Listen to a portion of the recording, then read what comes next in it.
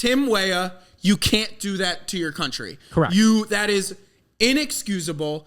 Welcome back to Yanks Abroad. We are not even 5 minutes fresh off of the 2-1 loss to Panama. We're going to give you our 3 biggest takeaways from that match and just overall the state of the union on the U.S., and we'll get right into it. Honestly, the refereeing in that match was corrupt from the beginning. That's where you're going. That's where I'm starting. I'm pissed about the added time. The added time was 4 minutes. With the first half, we got 5 minutes. The second half, we got 4 minutes. There was 2 VAR checks. There was a red card tussle that lasted at least 2 minutes. And then in extra time, they made 2 ridiculous tackles that also cost us 30 seconds, 30 seconds. Right on 94. Right on 94. And on that last Chris Richards miss, they fucking took 30 seconds to carry it back in. Okay. That ref lost control of the match. Panama at one point had 15,000, 1 yellow card. They let Panama get away with absolute murder. Yes, Tim Weah's red card is probably deserved, but the refereeing was inconsistent, and it's just classic CONCACAF. It's the reason why Copa America is shit compared to the Euros. It is the reason. It's not the level of talent. It is the way that it is handled. There is so much to break down, but your biggest takeaway cannot be... No, my biggest takeaway is... There's 2 bigger takeaways. Yes. Number 1 is Tim Weah, you can't do that to your country. Correct. That is inexcusable. And for one of my favorite players that has ever played for the U.S. men's national team, I think he always puts in a shift, always super solid. You just can't lose your head and punch someone in the face, no matter what has been said to you. I'm sure there's been worse things said. You've played soccer your entire life. There's shit said to you on the pitch all the time. You can't punch someone in the face. And then number 2, Cameron Carter-Vickers. That is the worst substitution, maybe in substitution footballing history. Insane. And then number 3, if you want the takeaway to be, I completely agree. The fact that we only got 4 additional minutes, 2 VAR reviews, a red card. I mean, holy shit. How did we only get 4 minutes? Literally, I know that in the first half there was a Matt Turner injury, but we made up for all of that time in the second half. Like, there was much more than just that time that Matt Turner was down.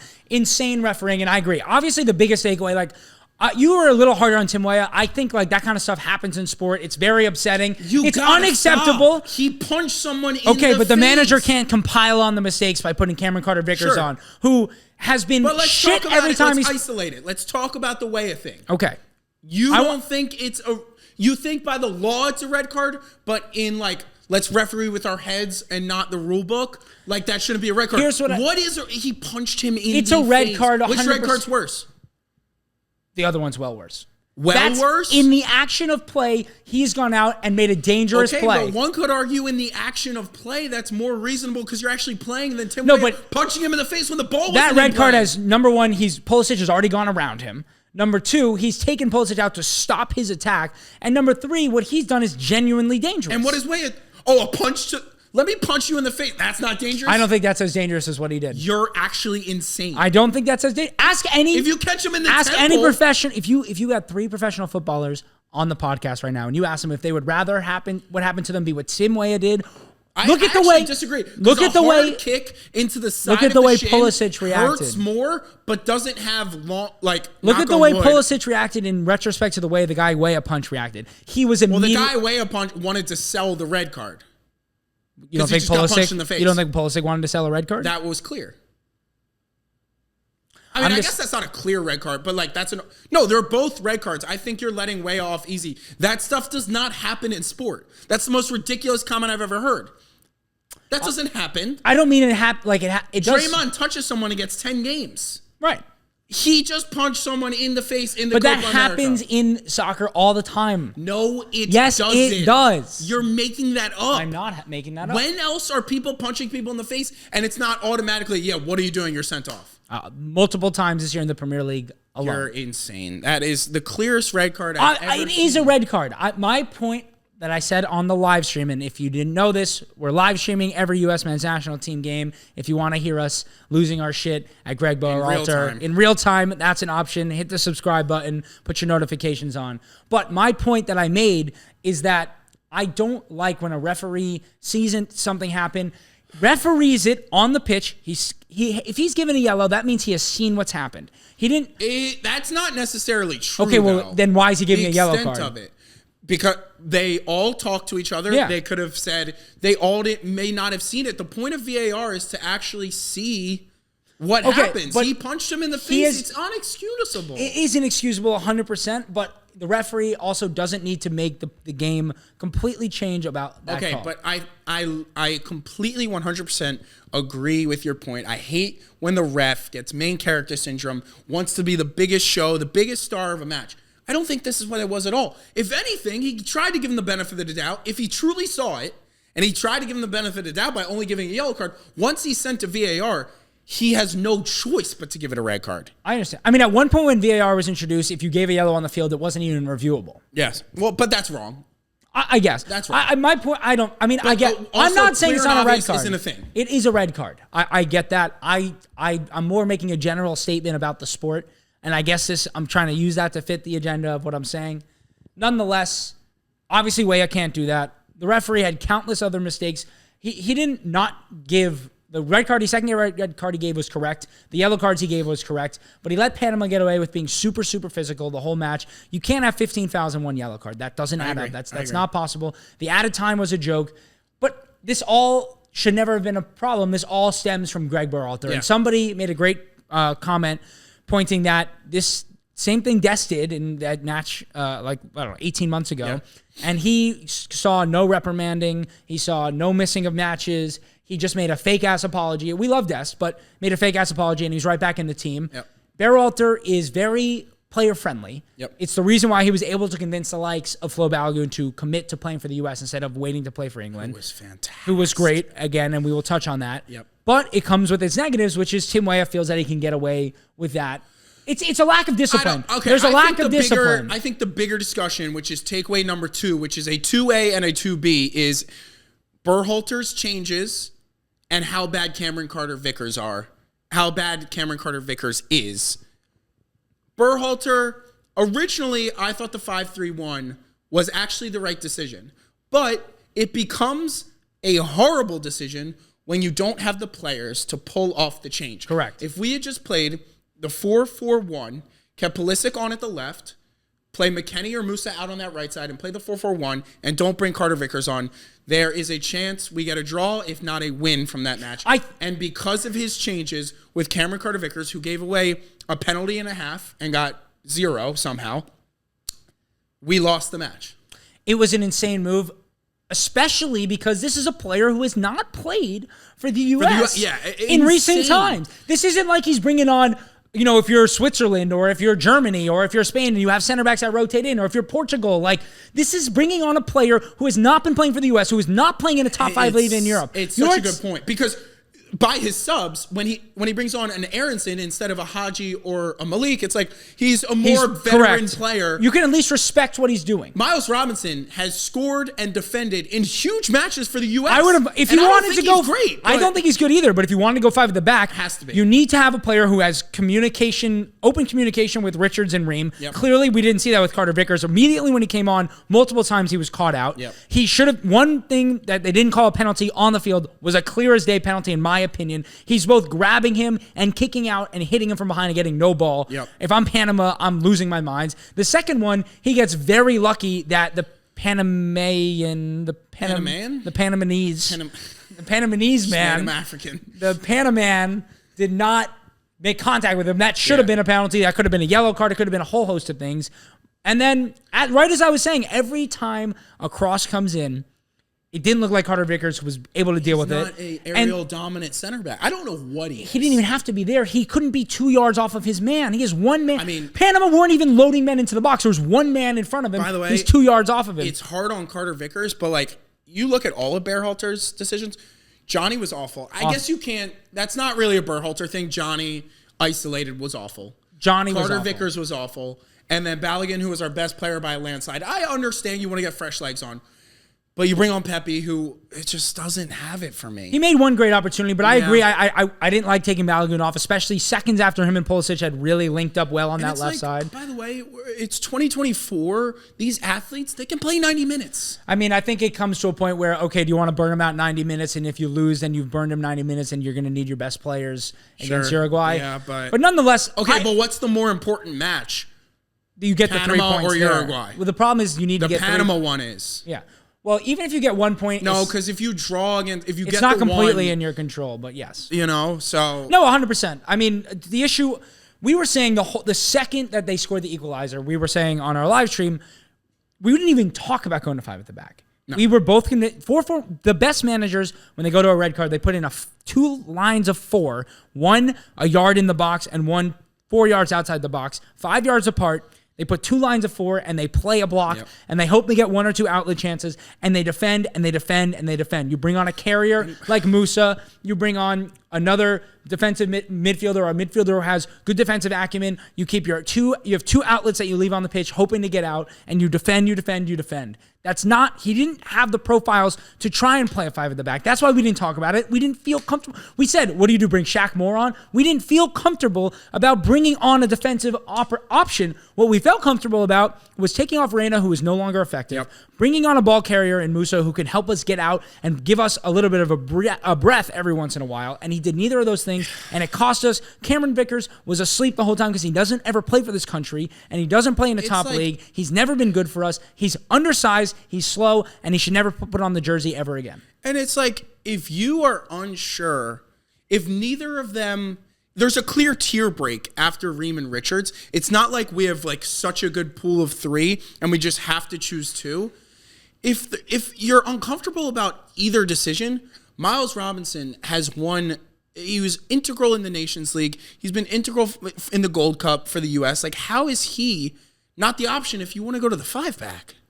It's so jarring. Even Shaq Moore at right back and Scally at right center back makes more sense. Putting a player on who, number 1, has never played well for the U.S., and number 2, has not been playing with these players makes no sense. Him and Johnny have maybe never been on the pitch together. How about that? Your defense. Vickers, I just don't. He wasn't like keeping a high line to where he shouldn't be marking anyone. He was the deepest lying center back, and someone was standing in his periphery. He had to have saw him and had no interest in marking him. You saw on the replay. He saw, like, the second that ball got cleared, he kind of just like was not set anymore. He fell asleep for a half a second. You can't switch off. It's also, especially as a center back when you're down to 10 men. It's also so disappointing because it's not like I thought we put in the most insanely good shift once we went down to 10 men. Not at all. I thought Panama didn't create any problems. They created one thing. And the one time they had 3 minutes of sustained pressure, we break down. Like, that's awful. Awful. That's inexcusable. Do you think Carter Vickers and Johnny Cardoso have ever been on the pitch together? Absolutely not. You're talking about your 6 and your center back. Your core of your spine. Yeah. Your spine's never been on the pitch together in the most important game since the World Cup. I mean, Johnny coming on, he was actually good against Bolivia, and he was probably always planned to come on 45 for Adams, but the Carter Vickers thing. Musa not seeing the pitch is unacceptable. Yeah, Musa not seeing the pitch. Josh Sargent coming on over Haji Wright and Malik Tillman. Insane. Unacceptable. Every single substitution he made, for the most part, unacceptable. Obviously, the Horvath thing, there was nothing he could have done, but the rest was pretty much a disaster. All right, I mean, there's 2 other things. We'll make it 5 takeaways. Horvath needs to make the save, or no? I think that's harsh. Your second goalkeeper. You said Turner needs to. I think that's way more harsh. I think Turner has a better chance at saving his goal. Really? Yes. Horvath, I completely disagree. Horvath, if he saves that, it's a little bit lucky. Like, you're getting your hands up, and it's hopefully... No, it's reaction time, and it's awareness. Yeah, I think... Turner, that's... Off the deflection, I think that's harsh. I think the Turner save is way harder than the Horvath save. I disagree. Let us know in the comments what you think. I think Turner, at the very least, has to get a finger to it. To me, that showed that he wasn't healthy, that he didn't even get a finger to it. He was nowhere near it. That's tough. I think Horvath outside the box with not that much pace. To it. Horvath get a stronger hand to it. If Horvath makes that save, we're surprised. If Turner makes that save, I don't think we're like, whoa, what a save. We're just on the opposite side of the spectrum. Right. And then finally, Balogun. I mean, the only positive to take away from the match. I said it on the live stream. I think that was one of the best finishes in terms of importance and in terms of ball striking. You know and what sucks is it takes away from the importance. It does. But in that moment, I agree. It felt massive. We had lost all momentum. We had an early goal ruled out, obviously the red card, and out of nothing, he has swept his left foot. It is the summer, I'm coining it. 2024 is the summer of ball striking, and Flo Balogun maybe with the best of them all. I mean, looking back now, you get the first goal in this match. You absolutely cannot lose the match. We got the first goal. If you told us, even if with the red card, but if you told us at 0-0-0, if we get the first goal, both of us would have said, all right, at least we won't lose this match. Yeah. I mean, yeah, red card or not, it's unacceptable. You get the first goal of the match. You figure out a way to not concede 2 to Panama. You just figure it out. You don't bring on Cameron Carter-Vickers. Yep. Have we mentioned that? I don't think so. You want to say it one more time? I really don't think you should bring on Cameron Carter-Vickers. Fair. That would have been not somebody I would have brought on. That's I think you make a good point there. All right, so that is our reactions. Now, all we can do is look forward. Let's talk Uruguay. What's the plan? Chances are you need 3 points. What happens if Bolivia and Uruguay... I mean, we shouldn't talk about this because it'll already have happened, but what if Bolivia and Uruguay draw tonight? If Bolivia and Uruguay draw, I would do unspeakable sexual actions to you. There's literally no chance. So tune in for the Uruguay USA live stream for that. There's literally no... Uruguay is going to win by 4. They've topped the group. The only thing that we could hope is that they win by so much, and they've topped the group already. Yeah, I mean, that's some poverty-ass thinking, but you're not wrong. Like maybe Darwin doesn't start. Maybe Valverde doesn't start. Oh, Darwin doesn't start. Luis Suarez gets the start. Fantastic. I'm more scared of Darwin Nunez right now than Luis Suarez. Sick in the head. You're sick in the head. No, not that you wouldn't work, but like, it's not a positive to me that Suarez is going to start against us by any stretch. And I can understand why you would feel that way. I 100% can. I mean, that's totally reasonable. And they rotate. Bentancur gets the start. Like, we're fucked. No, yeah, it's not good. Okay. All right, let's talk. Starting lineup. Does anything change for you? Yeah, your starting lineup for Uruguay. My starting lineup for Uruguay, obviously Weah's out. You go with the same 5. Hopefully Turner's healthy at the back. Yep. If not, Horvath, Scally, Chris Richards, Cameron Carter-Vickers, just kidding, Tim Ream, and Anthony Robinson. Yep. And then... So now we have to go win the match. We talked about it, is the 3... I still think you got to go... Because Adam's only playing 45 minutes, so I think you still start him.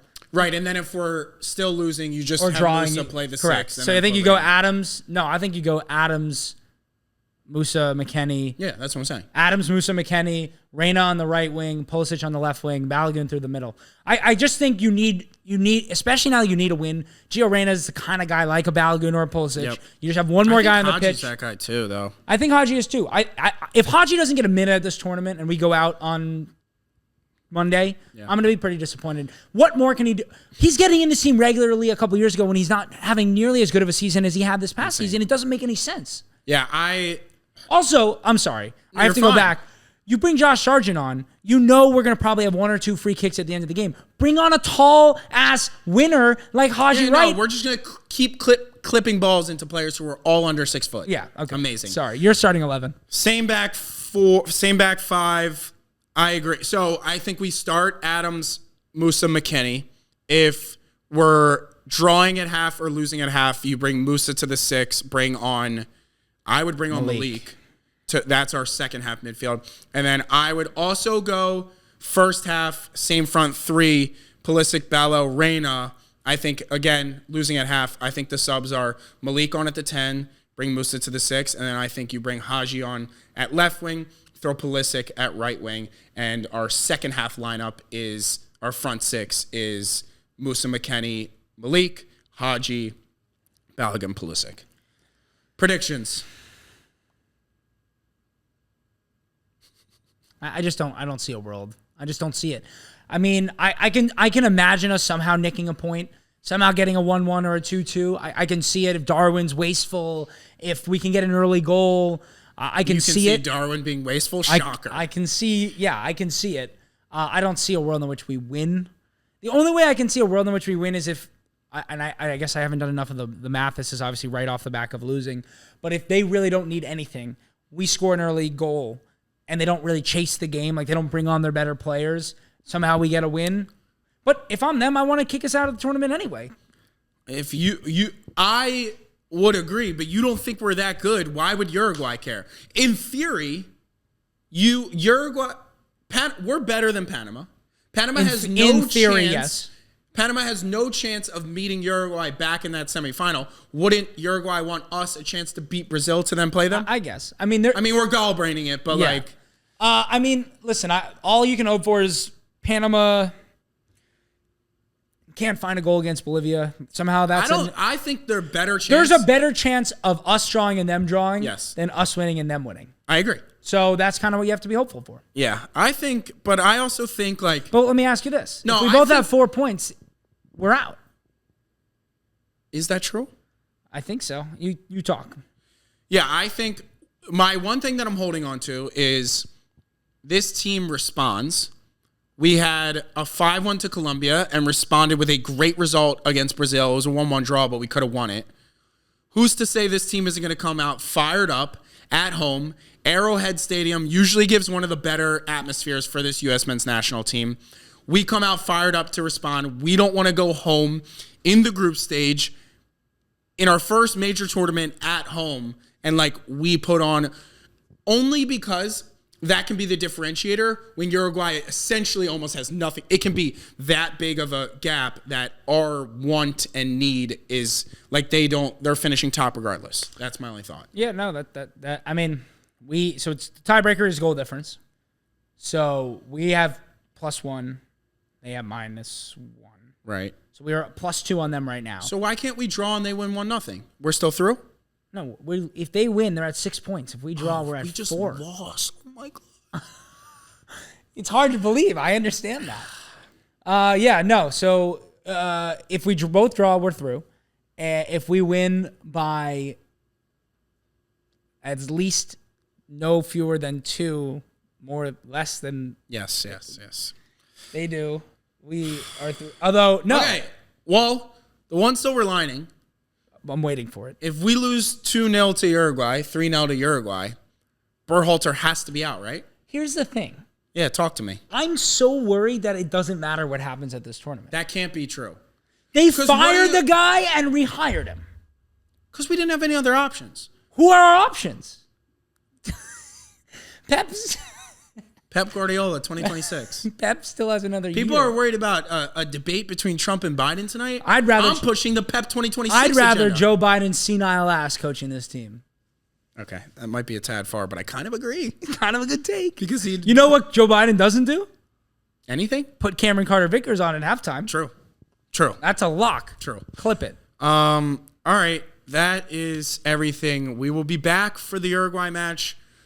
I mean, if you thought this was exciting, you should tune in to the live stream, whatever that is possibly going to look like. Hit the subscribe button, hit the like button, follow us on TikTok and Instagram. Any final thoughts before we go?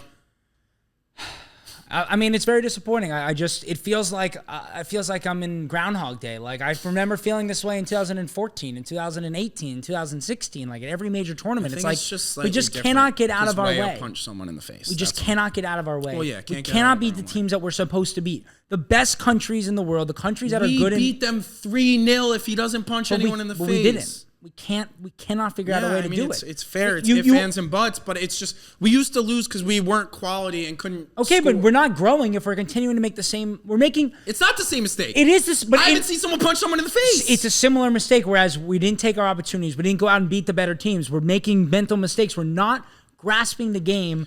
And it's great to have a young team and a young core like we do, but you struggle with this, and eventually this young core needs to mature, or we need to get mature players in the side. The one thing I will say about the 2010 team was the Jermaine Jones. Yeah. They were mature. They didn't make silly mistakes. They weren't good.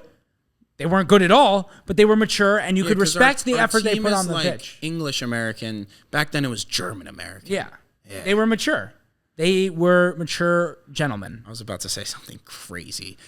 On that note, we'll see you on Monday. Before that, you will see some Euros coverage, some more Copa coverage. You know the thing. Hit the subscribe, hit the like. Drop a comment on how much you hate Gregg Berhalter. If you think you hate him more than us, you're probably wrong. Yeah. Peace.